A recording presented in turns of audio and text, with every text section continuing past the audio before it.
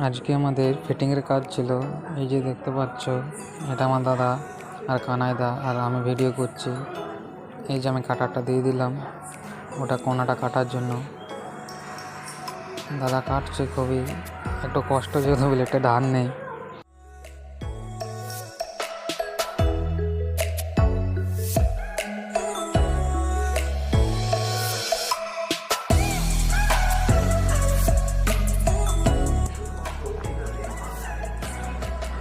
এই যে উপরের জিনিসটা এবারে বসানোর জন্য।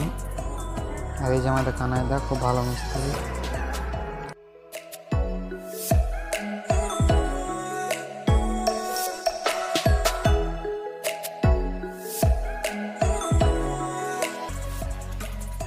ঘুরিয়ে আমি তো জানি না কে কেমনভাবে কাটে, কিন্তু এই জিনিসগুলো আমরা এইভাবেই কাটি। তোমাদের কাছে কোনো আইডিয়া থাকলে কমেন্টে